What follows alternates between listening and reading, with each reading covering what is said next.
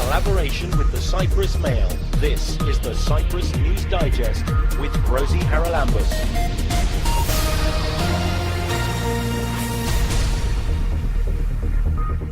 Coming up this week, the slaughter of songbirds continues unabated in Cyprus. So yes, the bases have become the trapping hotspots, so you can say the supply is coming from there of the majority of the birds, but then where are they going to? To low-breaking restaurants that there are in the Republic. Where is the major demand? In the Republic. We find out how the welfare department helps needy families and refugees. We check the environment of the child, and if the child needs to be removed from the family, yes, it will be removed in order to protect the child. And we'll hear about the world premiere in Nicosia of a play that brings together two notorious women writers. First woman to write and publish under her own name poetry, fiction, drama, essays, biography, autobiography. On last week's programme, we spoke very briefly to our MEP Neoklis Silikiodis about the illegal bird trapping in Cyprus. We're going to follow that up this week with the campaigns manager of BirdLife Cyprus. He is Tassos Shalis. Tassos, you've issued reports very recently showing that the problem is ongoing. It's a problem that I've mentioned many times over the years on the programme, but it doesn't seem to be getting any better. Why not? Yeah, that's a fact, Rosie. We just issued our autumn 2016 report a week back, and it's showing that the trapping activity levels, they are dramatically high. The enforcement is limited on the restaurants. There is enforcement on the ground, but resources are needed to strengthen the competent authorities.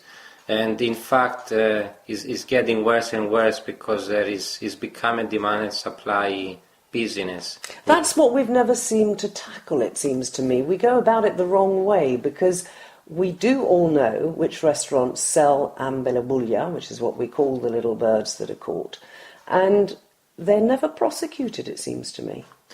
Yes, it's a shame, but because of the lack of political will to tackle the problem at its root, where the demand is, and the restaurants, and the economic driver for organized trappers, the enforcement in the last few years has been very limited in these law-breaking restaurants. Well, if nothing is going to be done about that, then there is no way of cutting down the trapping activity levels on the ground. So you need the enforcement on the ground. It's important and it's taking place to a certain extent. We need more of that. But if you can cut the demand, then there's no need for the supply. Yes, of course. And the economic driver is there. If you think that a dozen of black caps or ambeloboulia goes between 40 to 80 euros per dozen, then organized trappers who are also involved, many of them in organized crime, they can be making of the order of 15 to 20,000 euros per year tax-free money. So there is a serious economic incentive there for them to continue doing this illegal activity and supplying it to the restaurants, or for domestic consumption. And the other problem we have, you mentioned political will. We've got elections coming up again next year. Last time there were elections, we saw quite active interventions by politicians to protect the trappers and even possibly reverse the law. Yes, and that's still ongoing in the parliament. The law amendment for the hunting legislation it will be going at the plenary for voting. It's been an ongoing discussion in the last 6 months where we consider a lot of loopholes and relaxations have been included in this law amendment, and as BirdLife Cyprus we've been fighting and lobbying quite strongly to block it. And in our report we've actually called the plenary of the Cyprus Parliament to vote against this, because we think it's going to make things work for poaching and illegal bird trapping with any changes that have been included. And the problem we should clarify for those who aren't familiar with the topic about the illegal trapping is not just the number of birds that are sold, it's the indiscriminate killing of very many protected species because of the method that's used for the trapping. Yeah, that's precisely the key issue here, and that's why lime sticks and mist nets, they are illegal because of their non-selective nature. And the other key argument is that this is happening on a large scale, the killing of migratory birds. So those two together is the two key arguments why they've become illegal in Cyprus since 1974. It's important to stress that it was through national legislation that this became illegal, not the European Union that enforced it onto us. So it's key for the people to know that. And yes, when you don't have a political will, then we will probably having similar issues in the next few months of trying to relax the law or not to do proper enforcement. So what can BirdLife do? I know that the game people are pretty strong on the ground when it comes to catching illegal trappers, but we're back to this idea that without the political will and the prosecution, possibly the jailing, and certainly serious fining of offenders is seen to be taking place. Yes, that's another key element, and that's why BirdLife Cyprus 2 years back they had started this initiative to have a strategy on illegal bird trapping, looking at this issue from a holistic approach. What can we do all together, the key stakeholders? So enforcement was a key thing, awareness was another key thing, court fines was a key issue, because it's important once an arrest takes place, the proper deterrent court fine is in place and is handed out by the judges. But if we think that the average court fine is between 600 to 800 euros, and an organized... That's not even a drop in the ocean if they're making 15 grand a year. Exactly, yeah. So organized trappers, you catch them on the day, the next day they have more traps, mist nets or lime sticks, to make up for the fine that they will get in 2 years' time. So you can see it's just a plus and minus equation for them, and is going on the plus side. But BirdLife Cyprus is doing a lot of awareness actions campaigns, is doing lobbying at the parliament, it's doing its monitoring program, and we are pushing the government and we are lobbying for this strategic approach that has been approved by the Ministerial Council to be put in place and get it going. Okay, when we spoke to Nicosia Silikiotis in Brussels, he told me very much the problem was on the British bases. Now, I know that it is, but that's not the only problem. It seems to me sometimes that we tend to, in a sense, turn our eyes only towards the bases without looking at the full picture. Exactly, that's what I was going to say. You need to see the full picture, and every stakeholder needs to do its part independently and in a group. So yes, the bases have become the trapping hotspots, so you can say the supply is coming from there of the majority of the birds, but then where are they going to? To law-breaking restaurants that they're all in the Republic. Where is the major demand? In the Republic. So unless we tackle these issues together and jointly, then we are all going to be pointing fingers at each other like it's been happening for the last 15 years. And that was the idea of this strategic action plan, to start thinking holistically and as a group how we tackle the issue. It's had a lot of publicity in the UK, particularly about the British bases. I know last year I spoke, I think, on Radio Scotland about it. So it's also having an economic effect on the whole of Cyprus, because a lot of tourists have decided to boycott the island until we sort this problem out. Yes, and there's nothing you can do about it for the tourists to boycott it. Obviously, we don't encourage that, but it's a way for somebody to express his anger at any issue, if it's something that is of interest and concern to him. And it's important to stress that the Game Service estimated the illegal bird trapping business a few years back of the order of 15 million euros per year tax-free, but on the other hand, Terra Cipria, another NGO, had estimated that the loss from tourist income because of the bad image that this issue is portraying is of the order of 40 to 100 million euros per year in losses. So this bad image from the illegal bird trapping is losing a lot of money from the tourist industry in Cyprus. And when does the House vote on this? The House still hasn't gone to the plenary, but it should be in the next month or so. We're expecting to be for voting.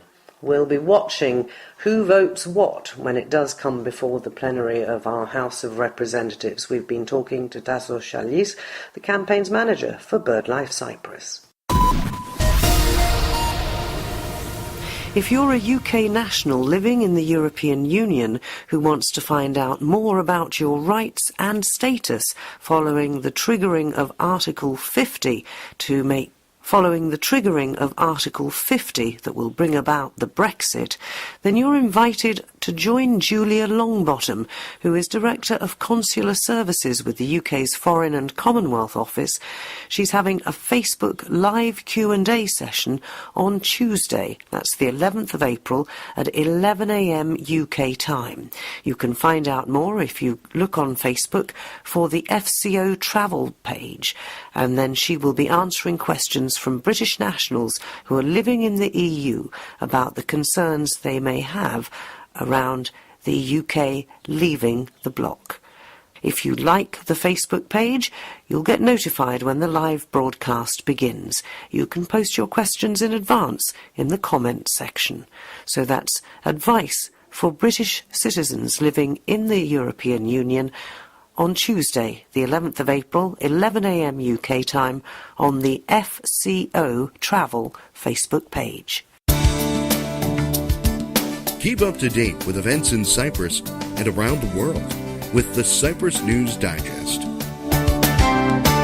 Another boatload of migrants, asylum seekers, refugees, call them what you will, arrived recently in Cyprus. They join a growing number of people who are now living on the island, and they have joined a very large number of needy Cypriot families who were hard hit by the recession and the haircut a few years ago. So there is a layer, if you like, of Cypriot society that have fallen, shall we say, beneath our radar.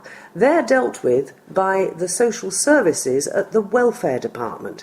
And to clarify some of the issues involving these people, I'm joined this week on the programme by Marina Efthymiadou from the Social Welfare Services. Marina, first of all, what is the job of the welfare service? Who are you responsible for? Okay, we're responsible for families and children and for vulnerable groups of people as well. I mean, we give services to anybody in need, basically.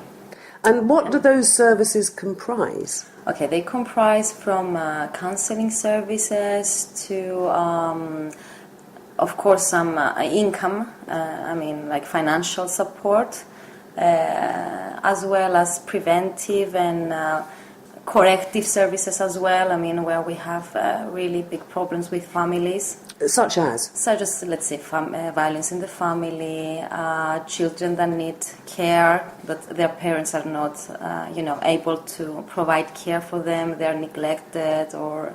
And what happens in a situation like that? Do you take the children into foster care? Okay, when we have, let's say, violence or neglect, okay, which are the severe cases of, families that actually we need to interfere. We check the environment of the child, and if the child needs to be removed from the family, yes, it will be removed in order to protect the child. And we have child protection institutions where they can be placed, or foster families. Right. Definitely a child from 0 to 5 will be placed in a foster family.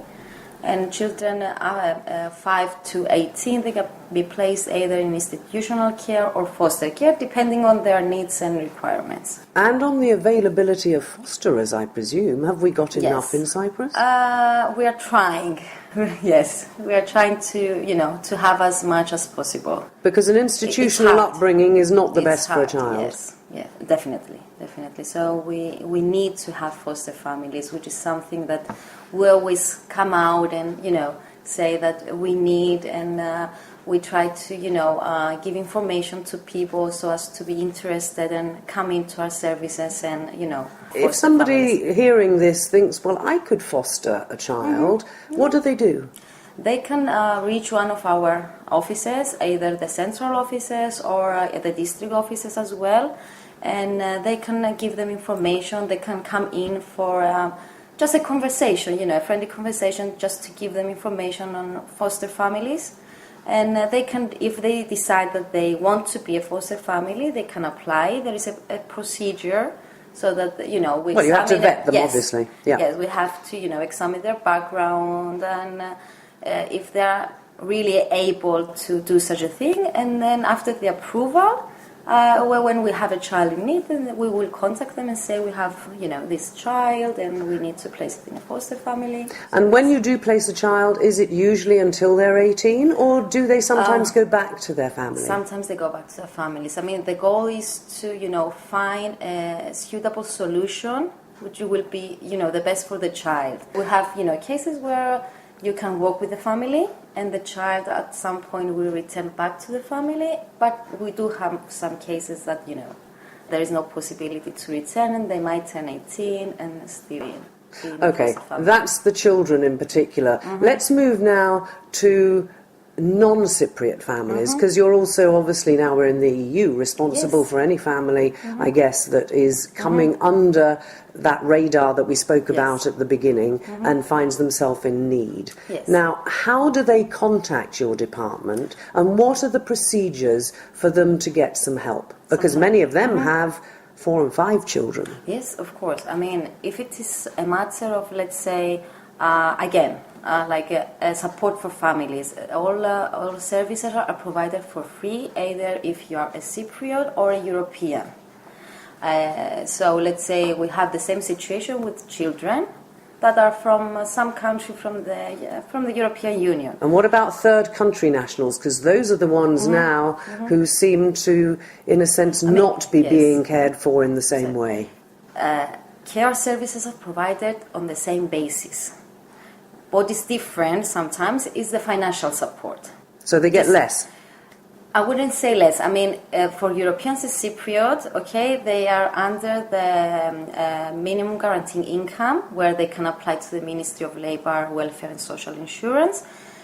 For asylum seekers, it's the procedure of either they stay at Kofinu or they get support from the social welfare services in the form of coupons and some financial and some money, basically. Right, now there's been quite a lot of words written in the press recently about the coupons in particular, and the fact that I think you give coupons for rent directly to the landlord. It's coupons for food and clothing and basic needs, basically.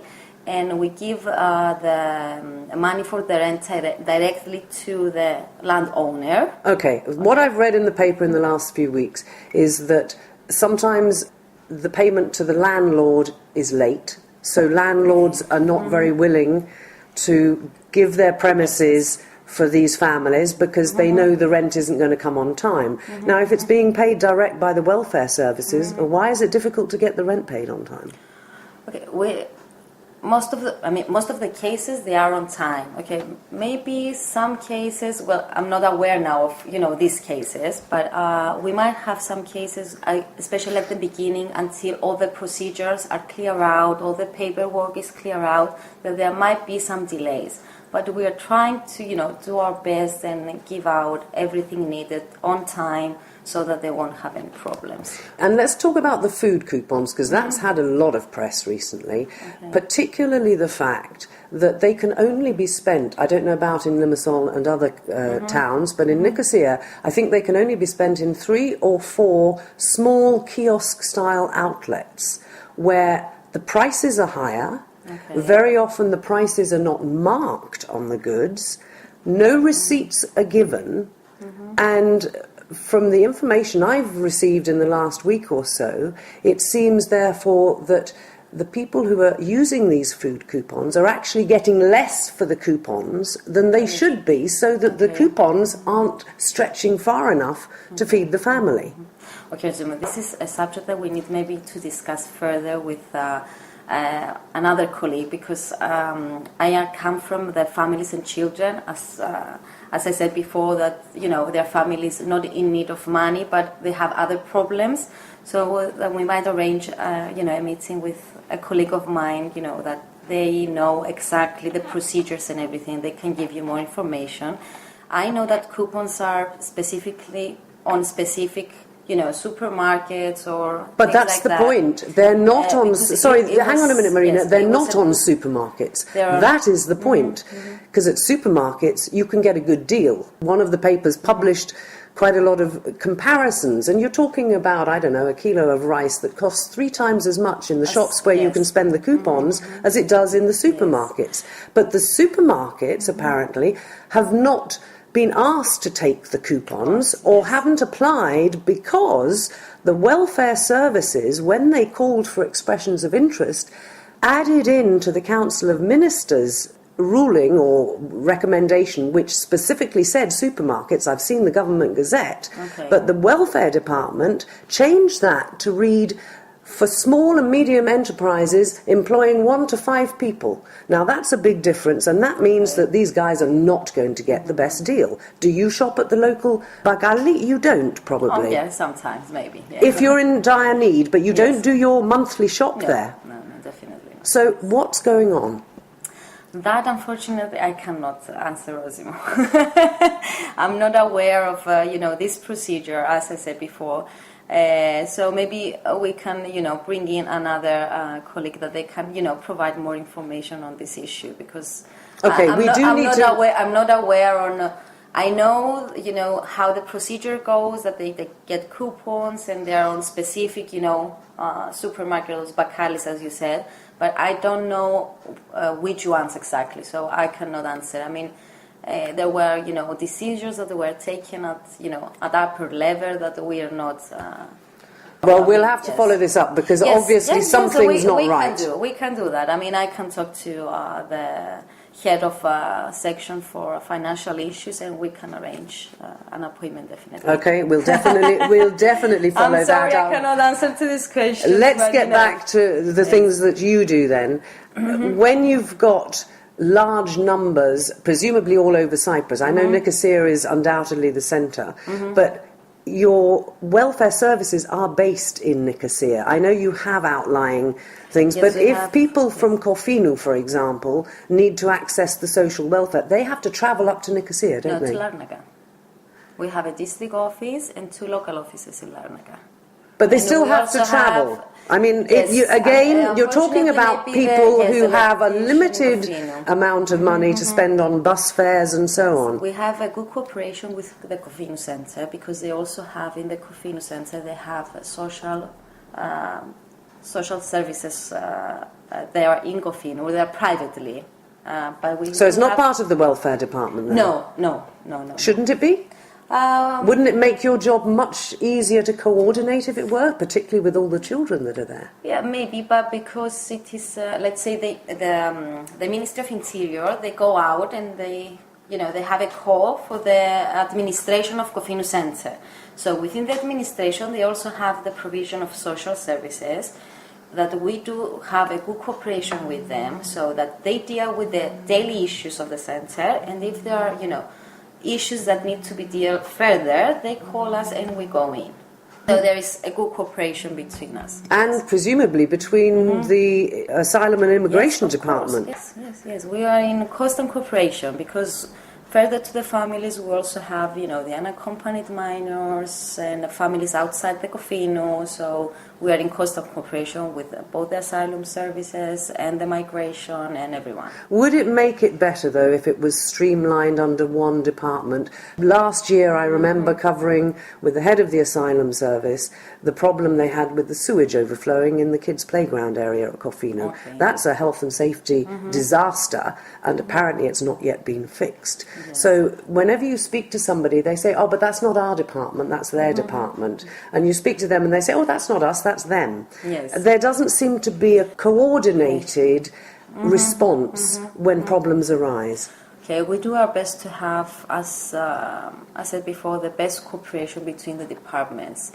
We do have difficulties, for sure, but we try, to have as much cooperation as possible, so as to, provide people with the best service as possible. Like with the boats arriving, we have a coordinated plan. As soon as they arrive, everybody's there. They have immediate access to health services, to social services, and with the cooperation of the Asylum and Migration Office as well. So we do try to have, plans that all the services will come together and cooperate to provide these people with the best services. What would you, if you were the head of the department, do to sort of bring all this together to make it, first of all, probably less stressful for people like you who are dealing with colleagues in other departments who may not be available and so on, to give the service that Cyprus, I'm sure, can offer and to do it promptly and fairly? Well, one of the big issues is to, get all the services, have people that, you can actually cooperate with, and you have, they have key positions so that, they come together and they work together to, under one, united plan, so that they can provide the services. And under one department, presumably. Yes, you cannot have, let's say, one service to provide everything. You have the services, but always you have to bring them together. I mean, there are cases where you have great cooperation, there are cases where you have difficulties, and we are trying to, overcome these difficulties. Right. Finally, for anybody listening to this who thinks that they may be in need of the support of the Social and Welfare Service, how do they get in touch? Can they find the information online? Yes, they can find them online. Under our website, there is the link Contact Us, where you can find all information for each district and local office, and their address and phones as well. Give us just a couple of numbers for the big cities, if you will. Let's say Lefkosia District Welfare Office, you can reach at 22-804-605. And then we have the Limassol District Office, where you can reach at 25-804-539. Larnaca District Office, you can reach at 248-00260. We have the Paphos District Office as well at 268-21600, and the Amohostos District Office, which is 238-11-720. So I hope that's interesting and useful information for people out there who might be in need of the social welfare services. We've been talking from their Nicosia office to Marina Efthymiadou. This is the Cyprus News Digest with Rosie Charalambous. Tomorrow evening at the CVAR, there's a special script-in-hand performance of something you've certainly never seen before in Cyprus. It's all part of the Nicosia Medieval Festival, and I will leave it to the author of the play to tell us all about it. He is from Sheffield University, Professor Jim Fitzmaurice. Jim, how did you come to write? I know you are interested in Margaret Cavendish. I am a Cavendish person. But what's the connection with Virginia Woolf? Virginia Woolf wrote in around 1929 in, not Room of One's Own, but The Common Reader, that Margaret Cavendish was like a cucumber choking out all of the beautiful roses in the garden. And we sort of wonder, us Cavendish people, why did Virginia Woolf worry about Cavendish, and why did she say such bad things about Cavendish? And so in this play, I get the two of them together. And there are these two young women who come to a coffee shop, and then sort of like Night in the Museum, the coffee shop closes up, and in comes Cavendish, and in comes Woolf, and they talk to each other, and we learn by the end of the play why it is that Virginia Woolf thought that Margaret Cavendish was a cucumber. But for those who are not familiar, particularly with Cavendish, I think most people have heard of Virginia Woolf. We're talking about women who lived centuries apart. They did. So Margaret Cavendish died in 1672, and Virginia Woolf in the 20th century. So, but Virginia Woolf was interested in early women writers, women who wrote and published, and Margaret Cavendish wrote huge amounts and published huge amounts. First woman to write and publish under her own name poetry, fiction, drama, essays, biography, autobiography. Very unusual in the era in which she lived. Very, very unusual. But then right after her, she sort of opened up the whole business of writing to others. So then along came Aphra Behn and Mary Picks and Susanna Centlever and all these other women dramatists. So you get to the end of the 17th century, and in one of those years in the 1690s, there were more plays on the stage by women than by men. So that's saying something. And there are with me 3 of the actors who are going to be taking part in this event tomorrow evening.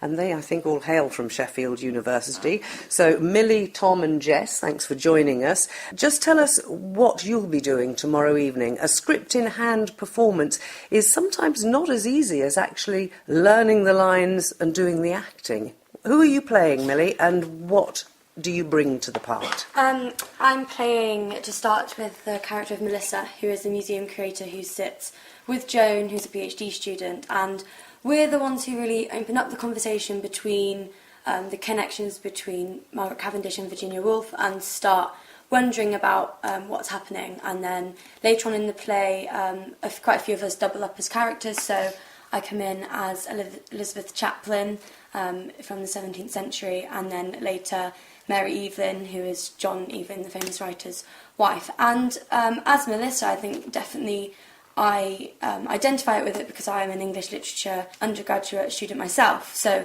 it's very interesting to open up this conversation that we talk about all the time in our seminars about these 2 writers and the genre of women writers and the connection about how important it is for our canon to represent these writers and how interesting it would be to really be able to be in that position. So it's fun being able to play a part where that could be a possibility. And let's come to you, Tom, but what's your part? I play the male barista to start with, who works in the coffee shop where all this is taking place, and I also play Constantine Huygens, who's a Dutchman from the 17th century. And what's his connection to the storyline? Well, he had a lot of communication with quite a lot of prolific female writers around that Rouet, time. right? Yeah. He's a bit of a charmer, a bit of a ladies' man. Quite similar to the male barista character, actually. But they're both quite flirty, and they like talking to these women that come into the cafe and getting to know them a bit better. And what about you, Jess? I'm playing Virginia Woolf, but also the female barista, so it's kind of like this surreal, anachronistic thing where the female barista comes back in as Virginia Woolf, and a lot of that kind of thing happens. Yeah, it's a really interesting character to play. I've learned quite a lot about her recently, which I didn't know. I didn't know much about her at all before. So Virginia Woolf. So tell us a few of the secrets you've learned. Knows what she thinks about literature, and she wants to tell people what she knows, and sort of talks a little bit about feminism and whether you would class Margaret Cavendish as a feminist because she has some sort of problematic things that she says. But it's kind of a good opportunity to sort of imagine like characters you'd never see interacting, talking about certain issues that like there wasn't such thing as feminism in Margaret Cavendish's time. Like there wasn't like a name for it, but it's quite interesting to kind of to see how she actually did it without it having a label. So, Jim, this is certainly the first performance in Cyprus. Has this been performed anywhere else? No, this is the first performance anywhere. So we're kind of excited about it, and we're getting it, got a videographer in to shoot it in the dress rehearsal, and I'm going to show it out there to bits of the world, we hope. So that is Margaret Cavendish, Virginia Woolf and the Cypriot goddess Natura, a special script-in-hand performance which is being offered in conjunction with the Nicosia Medieval Festival 2017 at the CVAR in Ermou Street, Old Nicosia. It's all part of the Othello's Island 2017 conference, which is an annual conference on medieval and early modern studies. If you want to find out more, visit the CVAR website or give them a call. It's all happening tomorrow evening at 7:30.